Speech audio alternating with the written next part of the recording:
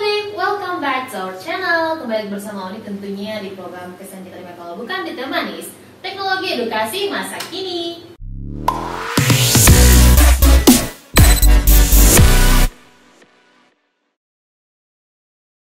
Nah, buat kamu yang belum subscribe, jangan lupa untuk subscribe, like, share, dan komen video kita.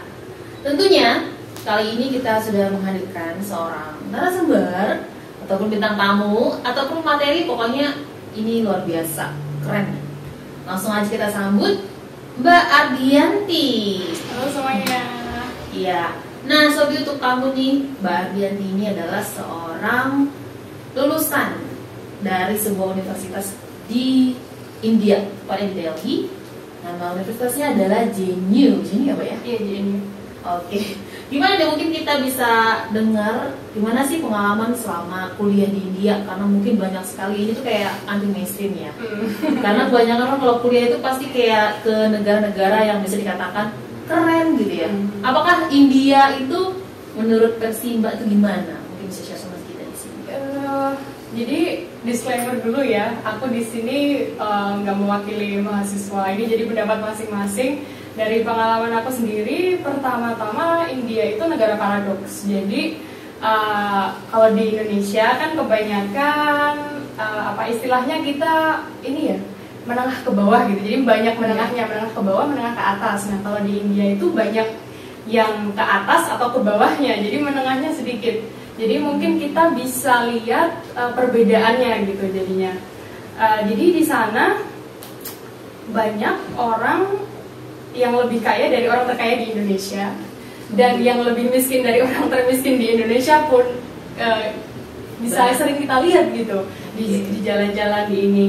Untuk teknologi juga begitu. Jadi untuk pendidikan segala macam, saya akui pendidikan di India lebih diakui di Eropa ya, dibandingkan sama Indonesia. Pertama alasannya karena bahasa Inggris kan di apa istilahnya bahasa kedua di sana, jadi dipakai di nasional gitu, nggak kayak di Indonesia kan gitu. Terus kedua kualitasnya, saya banyak dengar orang Indonesia nanyain, loh kenapa kok kuliah di India, kan India negara miskin lah, negara ini negara itu. Banyak yang lihat di sinetron apapun itu segala macam ya, yang di yang untuk sinetron di TV-TV atau vlog-vlog mahasiswa, memang mereka ada yang syutingnya memang di dekat slum area gitu. Jadi oke. Jadi maksudnya ya gimana ya, tergantung sudut pandang mana yang mau kita lihat nih, India yang bagian apa gitu. So ya untuk pertama mungkin tentang pendidikan ya, karena saya di sana menempuh jenjang S1, saya ambil jurusan di sini istilahnya sastra Jerman mungkin ya. Sastra Jerman. Jadi untuk pendidikan ada beberapa kesamaan sama perbedaan sama di Indonesia. So mungkin dipotong dulu. Mungkin ini kayak pasti bertanya apa sih alasannya Mbak Ar, kenapa pilihnya tuh kuliah di India? Gitu. Motifnya itu kenapa? Motivasi sebenarnya nggak spesifik sih. Tadinya cuman kayak pengen banget kuliah di luar negeri karena penasaran kan.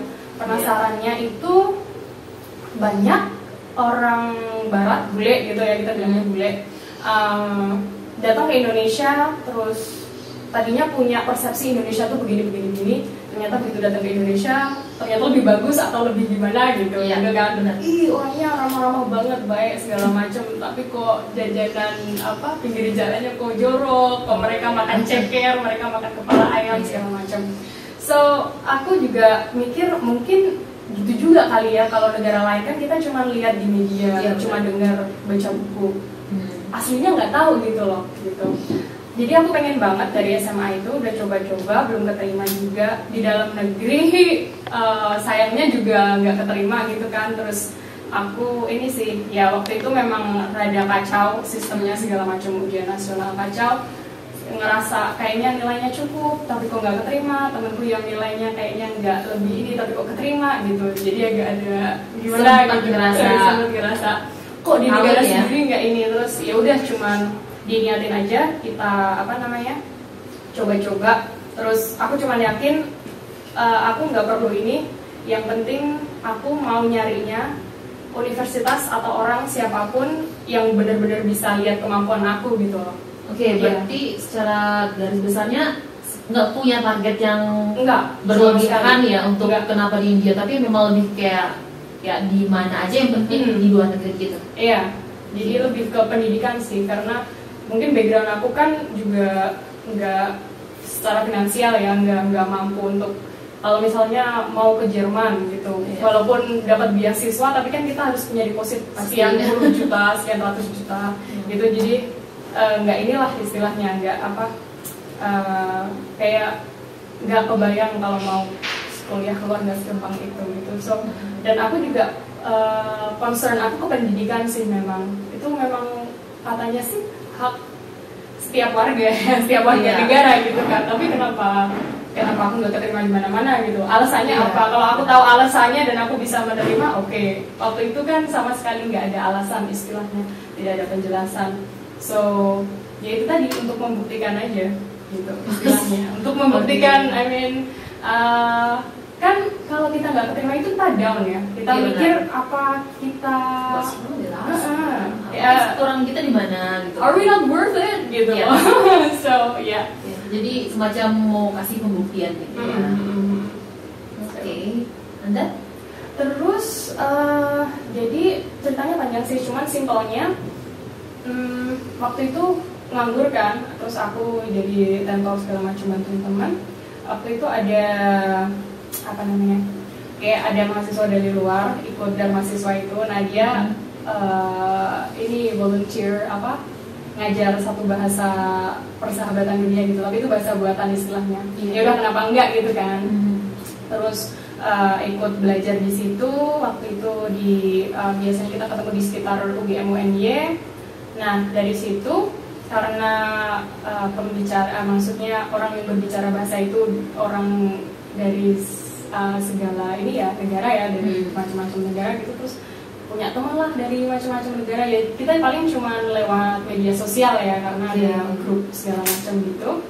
Nah di situ kita ngobrol-ngobrol kan, ngobrol-ngobrol, oh ternyata di Italia tuh begini ya, yang aku dengar begini loh.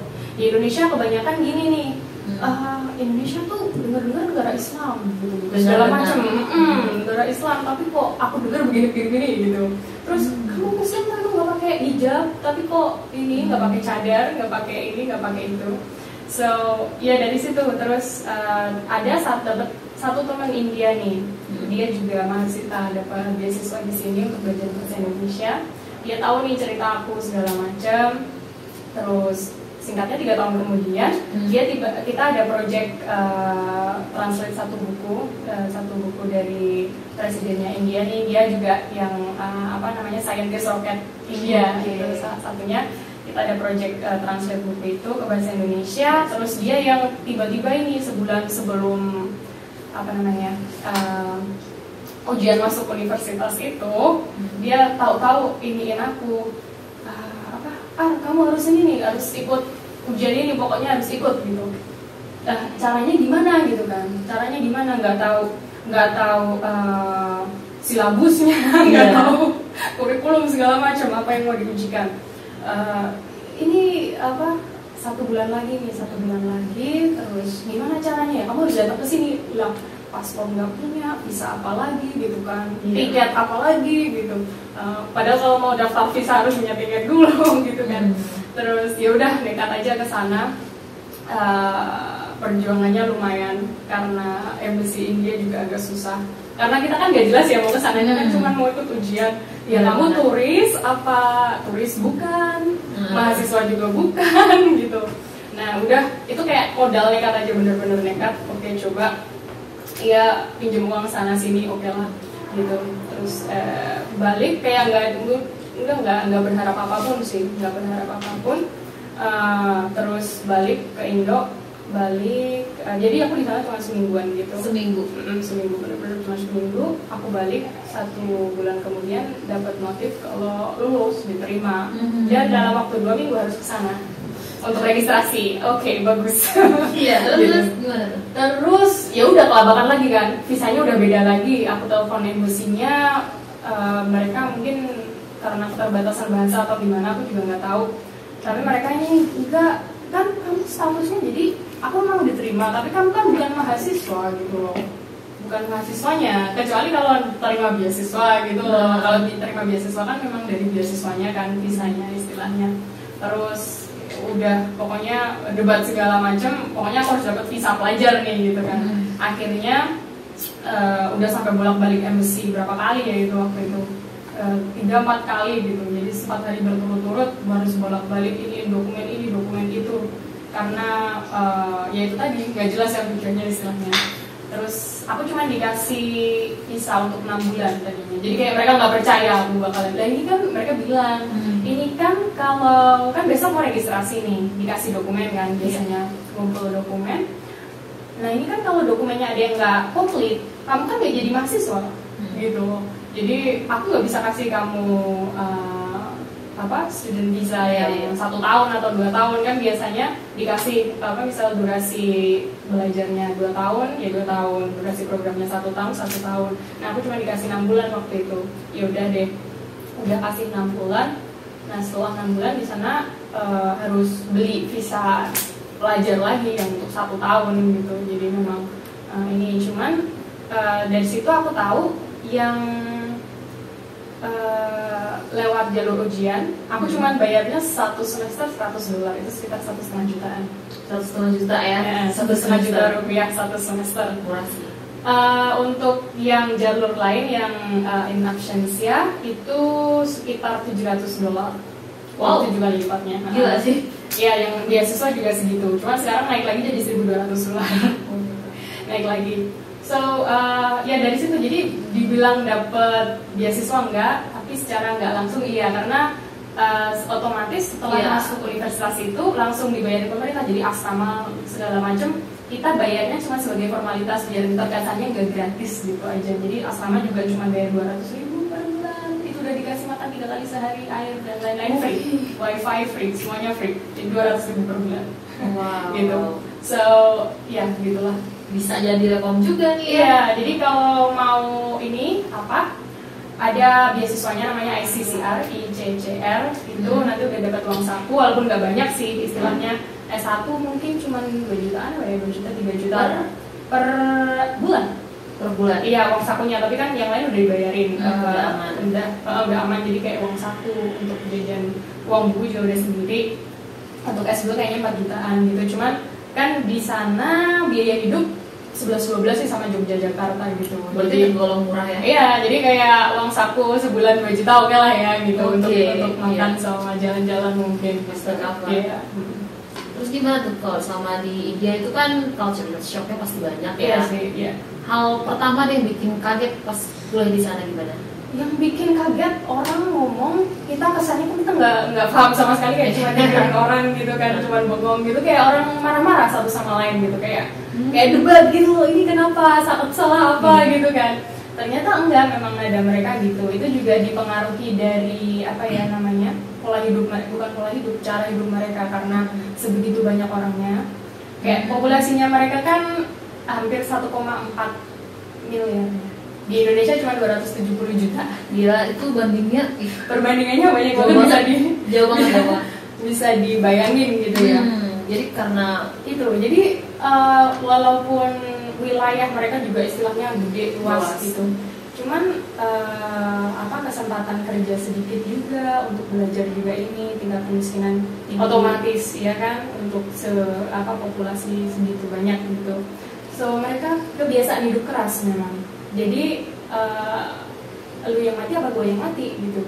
Kalau iya kan, kalau di sini orang masih oke, ngalah segala macam. Kalau sana masalah hidup sama mati. Jadi di sana itu aku masih lihat orang itu sehari paling cuman dapat 2.000 perak penghasilan setiap hari. 2.000 perak. 2.000 perak. Jadi bener 2.000 rupiah. 2.000. Kayak cuman literally 2.000 rupiah. Gila. Gitu. Terus gimana dong? Itu jadi mereka tuh yang miskin banget tuh, yang 2.000 per hari. Itu pernah ketemu langsung? Banyak di sana, di slum area itu banyak, walaupun di ibu kota ya.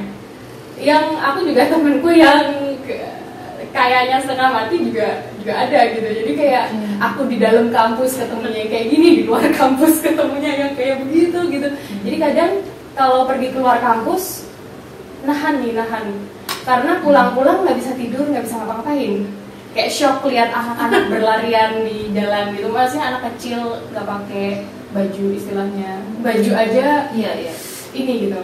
So walaupun di universitas juga ternyata ada, tapi aku nggak terlalu tahu, 1 bulan, 2 bulan, 3 bulan baru tahu. Aku kan tadinya kagetnya di universitas aku tuh nggak ada dress code. Mau ke kelas mau pakai kaos, mau pakai piyama, apapun boleh gitu, apapun boleh, mau sendal jepit mau nggak pakai juga nggak apa-apa, yang penting lu belajar gitu. Jadi kenapa harga segitu? Karena mereka mementingkan kayak pendidikan dan edukasinya. Karena sebagian besar halangan untuk meneruskan pendidikan itu kan biasanya finansial. Betul. Jadi orang di sana pun, tadi aku bilang kalau orang lokal, kalau untuk mahasiswa internasional aja cuma $100 sampai $700 gitu. Apalagi kalau yang di dalam negeri itu, yang S1 teman aku tuh cuma bayar Rp35.000 setiap bulan, setiap semesternya. Rp35.000. Kalau untuk S2-nya kayaknya Rp45.000 sampai Rp50.000 gitu.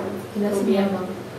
Itu aja mereka masih tersengal-sengal karena di rumah orang tua cuma petani, terus saudara banyak kayak 9 gitu segala macam. Jadi itu aku ada satu temen yang dia benar-benar cuma punya 2 pasang pakaian, kaos sama celana. Punya teman itu? Gitu. Jadi aku tadinya kan dari sini juga siap-siap ada beberapa baju yang aku pakai buat kuliah kan, karena nggak tahu bayangannya gimana. Lama-lama ikut-ikutan kayak cuman pakai kaos, pakai celana, sendal jepit, udah ayo gitu kan. Karena yang lain kayak kita nggak berlomba-lomba untuk pakaian. Ada yang berpakaian misalnya bermerek semua, kita pun nggak gimana-gimana gitu. Kayak bebas banget. Yang penting di sini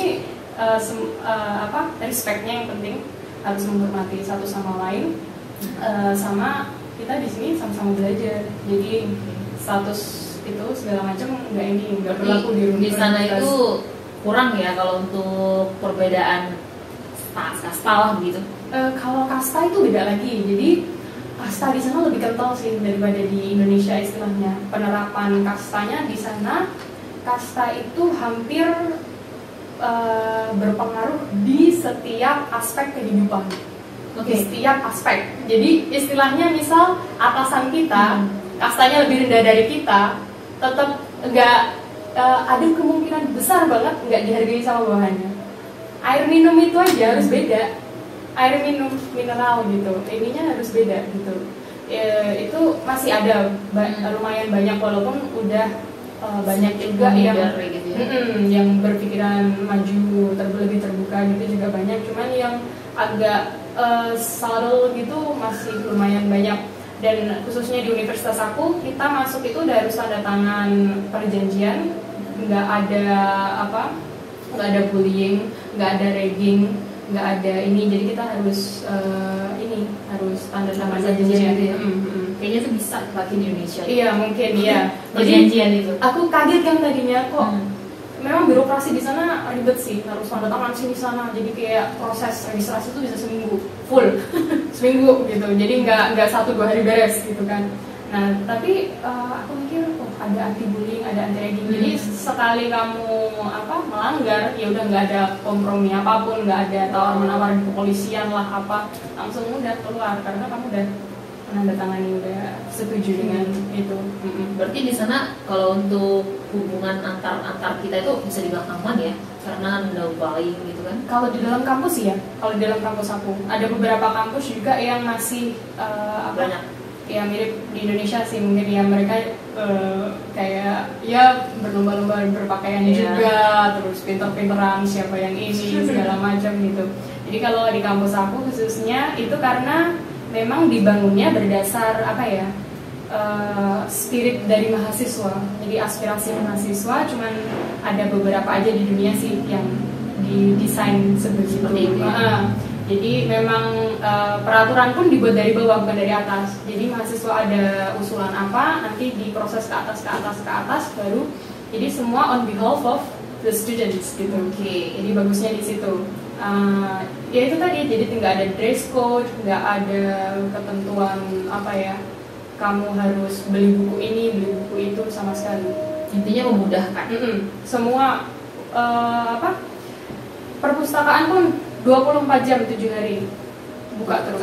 Wow. Buka buku komplit, udah mau apa, internet gratis. Ada rumah sakit di dalam kampus, asrama ada. Memang kalau di India bagusnya hampir semua universitas mereka punya asrama untuk mahasiswa. Ya, yang nggak dapat asrama biasanya mahasiswa yang masih dari wilayah yang sama-sama universitasnya, itu masih mungkin ditemu pakai motor atau mobil atau transportasi lain masih bisa, itu biasanya agak susah dekat asrama. Selama itu biasa kuotanya ada berapa orang? Sama kayak jumlah mahasiswa. Oh Iya, gede banget tuh. bahkan profesornya juga di dalam. Ada apartemen untuk profesor. Gitu ya. So kayak satu kompleks gitu. Kalau di universitasku, jadi ada universitas juga yang jadi satu sama kayak pemukiman warga gitu ya. Tapi kalau tempatku kayak udah satu kompleks gitu. Jadi satu. Dan mahasiswa pun enak ya kalau mau berurusan sama kampus kan nggak jauh. Jadi tinggal di dalam itu. Walaupun jalannya juga lumayan sih. Aku dari hostel ke fakultasku itu, aku tadinya jalan 40 menit. 40 menit. Jalan kaki 40 menit. Mungkin karena aku jalannya lama ya, yang lain jalannya cepat gitu. Terus terakhir sebelum pulang kemarin bisa 20 menit, 15 menit nyampe. Gila. Ada improvementnya sampai setengah. Iya.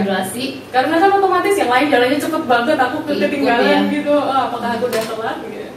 Enak sih sambil olahraga. Itu budayanya jalan, oke. Sepeda juga iya. Motor di luar banyak sih, tapi di dalam kampus cuma 1-2 orang aja, karena lebih banyak mahasiswa yang kurang mampu daripada yang ini kan gitu. Dan lucunya di sana, jadi siswa sebelum perguruan tinggi mereka nggak diperbolehkan pakai kendaraan. Wow. Jadi tetap mau antar jemput atau mau pakai bus gitu. Jadi mau dijemput sekolahan atau antar jemput orang tua. Jadi kayak di sini kan anak SMP, anak SD aja udah naik motor gitu kan. Di sana takut mereka karena memang nggak boleh. Jadi kayak boncengan 3-4 gitu. Ya masih pelanggarannya mungkin di situ. Cuman memang harus antar jemput. Aku kira itu juga bagus sih istilahnya. Iya, bisa. Karena mengurangi ini juga kan, istilahnya polusi, terus angka kecelakaan gitu ya. Berarti di sana itu harus dengan udah masuk perguruan tinggi gitu baru boleh. Kalau di sini kan 17 tahun ya. Sebenarnya saya bersama, cuman bedanya di Indonesia banyak yang melanggar. Iya. Ya, jadinya ya gitu. Terus gimana lagi Pak? Kalau misalnya di India itu minat baca mereka gimana? Minat bacanya itu kerasa beda banget ya sama sini. Jadi mereka benar-benar memanfaatkan fasilitas itu tadi, karena persaingannya juga ketat segala macam. Mereka minat bacanya gila-gilaan lah, itu gila banget. Jadi perpustakaan 24 jam, ada yang duduk di situ tuh sampai 20 jam.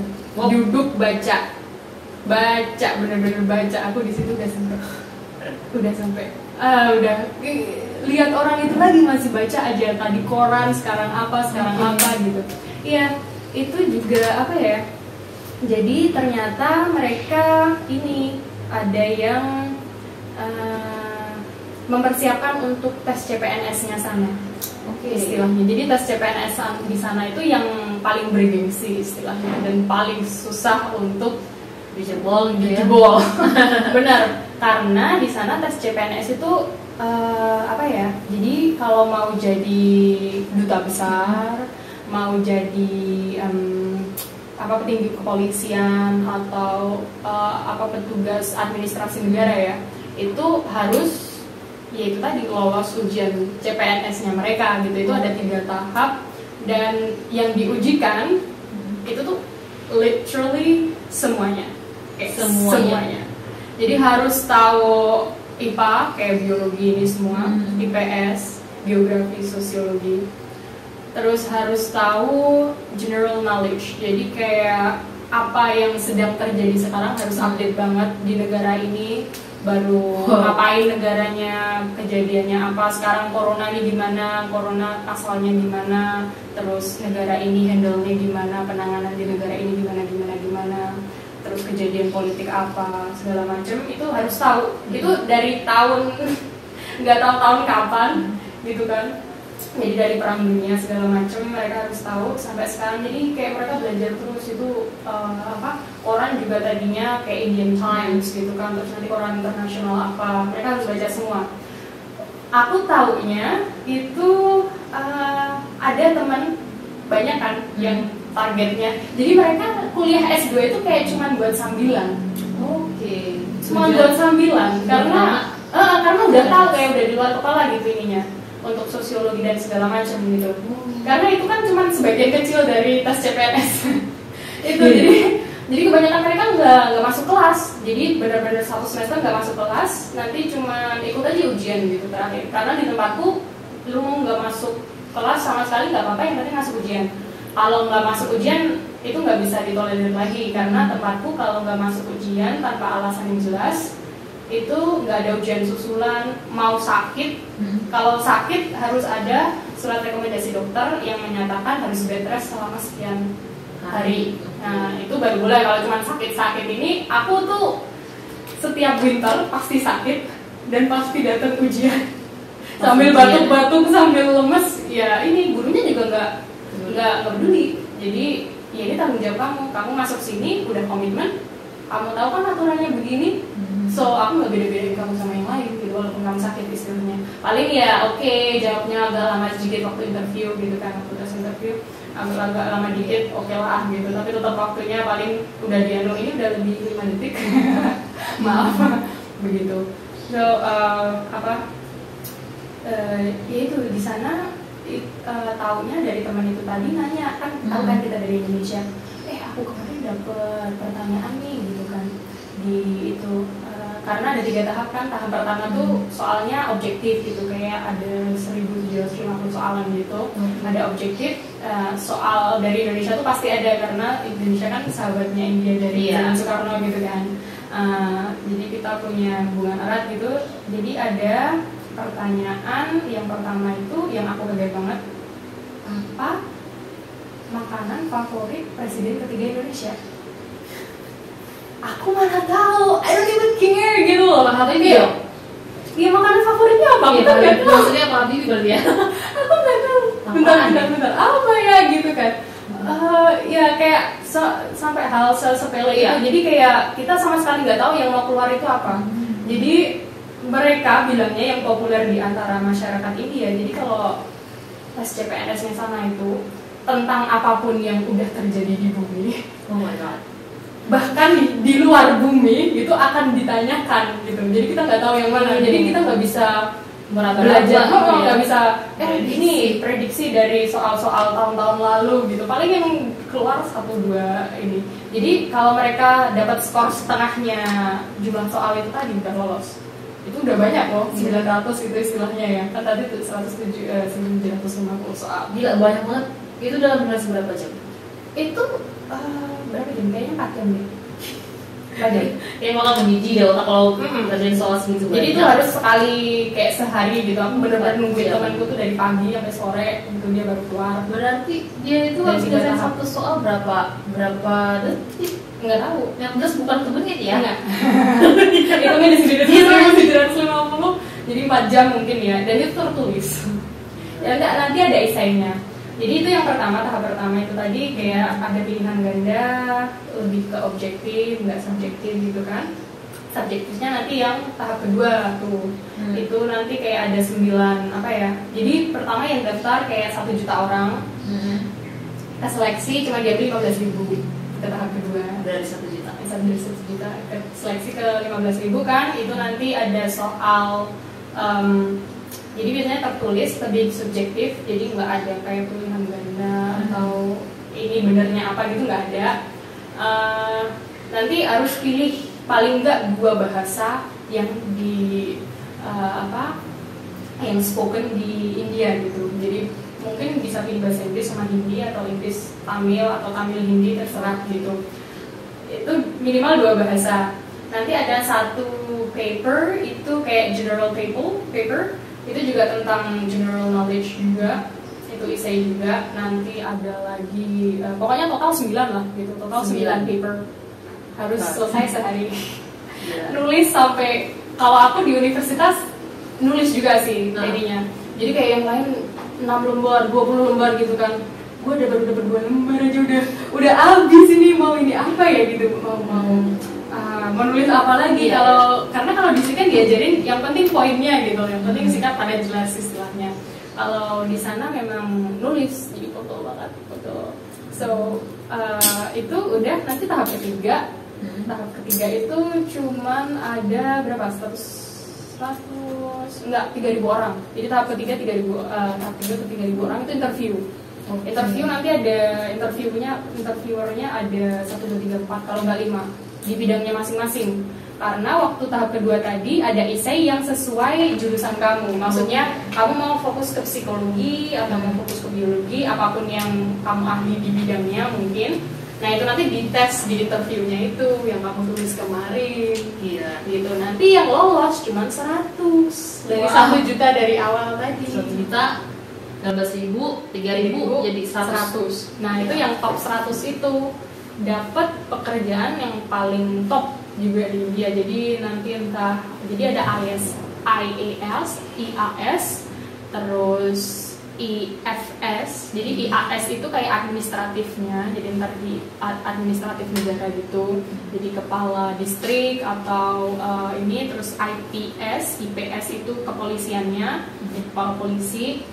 Sama IFS itu foreign service-nya, jadi nanti ke duta besar gitu segala macam. Jadi duta besar India tuh memang benar-benar tahu, misal duta besar India di Indonesia, duta besarnya tuh memang benar-benar tahu Indonesia seperti apanya gitu, sejarahnya, model politiknya gimana. Jadi nggak main-main istilahnya. Kan bagus juga kan kalau begitu gitu. Polisi pun kayak gitu. Jadi untuk jadi ambasador nggak kayak di Indonesia dipilih sama presiden. Iya, nepotisme banget ya. Gitu. Jadi banyak yang latar belakangnya humble banget orang itu. Jadi bukan gara-gara koneksi, bukan gara-gara uang, tapi memang dia mampu. Kualitas intelektual dan yang gitu ya. Salutnya di situ. Iya,